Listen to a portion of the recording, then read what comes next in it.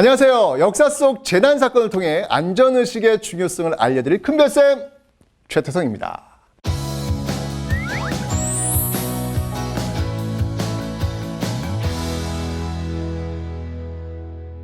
재난에 대처하는 사회적, 과학적 시스템이 갖춰지고 있기 때문일까요? 이 역사 속에는 있지만 현대에는 또 잘 일어나지 않는 재난이 점점 많아지고 있습니다. 전쟁 또한 다시는 있어서는 안 될 역사 속 재난 중 하나일 텐데요. 자, 오늘은 역사 속에서만 만날 수 있는 재난 이야기를 해보려고 합니다. 이름하여 현대에는 알란가 몰라? 역사 속 재난 이야기 베스트 3!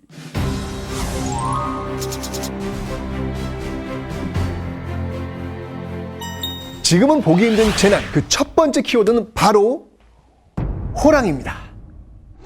호랑이가 나타났다! 자, 누군가 이렇게 외친다면 여러분 어떻게 하시겠어요? 아마 진짜 호랑이가 나타났다고 여기서 이 도망치실 분은 아마 없으실 거예요. 누군가의 장난이겠거니 하시겠죠? 그러나 호랑이에 의한 재난은 우리 한반도에서 정말 흔한 일이었습니다. 믿겨지세요, 여러분들? 이 잦은 호랑이의 습격의 성종은 1486년 민가에서 덫으로 호랑이를 잡은 자에게 면포, 세필과 이 부역감면 1년의 혜택을 준다는 호랑이 퇴치 법안을 발표하기도 했습니다. 더불어 호랑이의 피해를 입은 각 고을의 수령 및 관리들에게 책임을 물었는데요. 한 해 동안 이 호랑이에게 피해를 입은 사람이 고을 안에 한 사람 이상이 되면 그 고을 수령 어떻게 될까요? 네, 파출하고 이 담당 관리들은 곤장 100대, 100대로 다스렸다고 합니다. 누구 때문에? 호랑이 때문에. 자, 이렇게 이 과한 처벌은 호랑이로 인한 피해가 적지 않았음을 보여주는 것이죠. 호랑이는 대개 이 자기 서식지인 그 산을 벗어나질 않습니다. 그러나 이제 먹이가 부족할 때는 뭐 어쩔 수 없죠. 민가까지 내려오는 경우가 종종 있거든요. 뭐 호랑이 입장에서는 어쩔 수 없는 처사였지만 민가로 내려온 호랑이? 그걸 바라본 사람? 공포죠, 공포. 이거는 어이구. 자, 이 먹이를 찾아 민가로 내려온 호랑이에 의하여 사람이나 이 가축이 해를 입는 재난을 일컬어서 바로 호환이라고 불렀습니다. 현대에는 겪기 힘든 재난인 호환, 세종 2년 6월 12일에 기록된 이야기입니다. 이 안동에서 수군으로 일하던 정구지라는 남자가 어느 날 밤 호랑이에게 물려가는 일이 벌어집니다.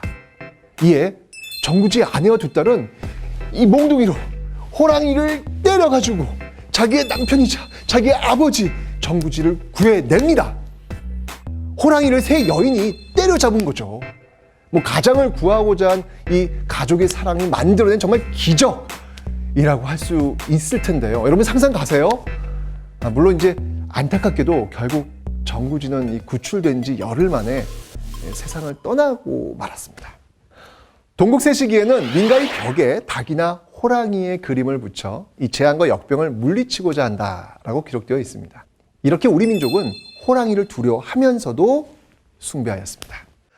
한반도 호랑이는 역사 속에나 존재하는 전설적 동물로 남았고 이 호랑이로 인한 재난, 호환은 현대인에게 전래 동화에나 나올 법한 이야기가 되었죠. 호랑이에 의한 재난이 현대에 벌어진다면 어떨까요?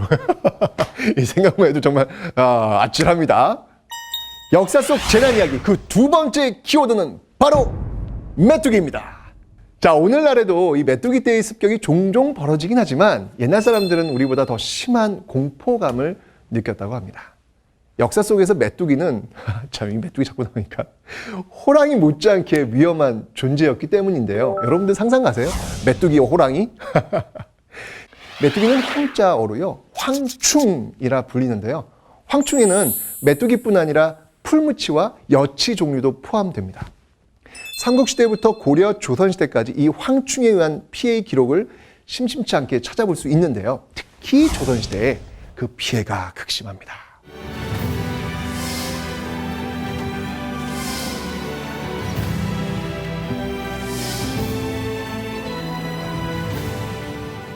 이 피해를 막고자 이 세종대왕은 황충이 처음 나오는 상황을 조사해 알아도록 하지만 과학적이고 사실 근본적인 대책이 없었던 조선시대에는 일일이 하나씩 잡아 없애는 것 말고는 사실 별다른 대책이 없었겠죠.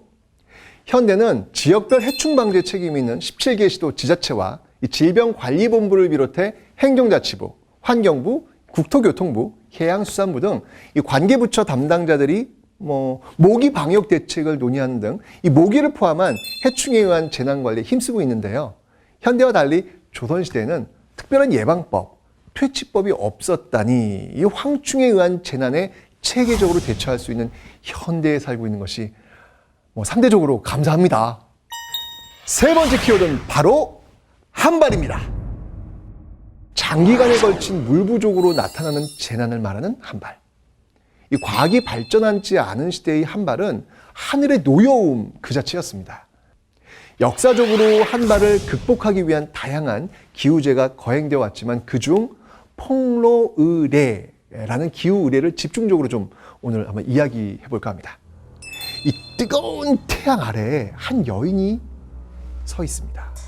무더위에 흐릿해진 정신을 부여잡으며 비장하게 서 있는 여인의 신부는 무당입니다. 이 장렬하는 태양 아래 이 무당을 세워놓고 고통을 부과하는 폭로의례입니다.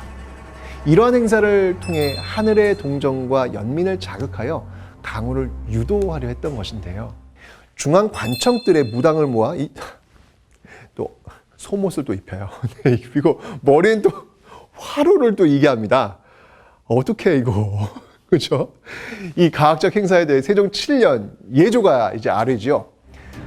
무당을 모아서 기호하는데 고열에 속옷을 입히고 화로를 머리에 이게 하는 것은 신에게 기도하는 뜻에 어그러짐이 있사오니 이후로는 속옷을 입히는 것과 화로를 이게 하는 것을 하지 말게 하시고 3일 동안 정성스러운 기도의식을 거행하도록 하소서. 예조의 제안으로 행사의 가학성은 줄어들었는데요. 어쨌건 이러한 행사는 조선 중반까지 계속 이어지게 됩니다. 그런데 말입니다. 이게 왜 재난의 책임을 무당에게 돌렸던 것일까요?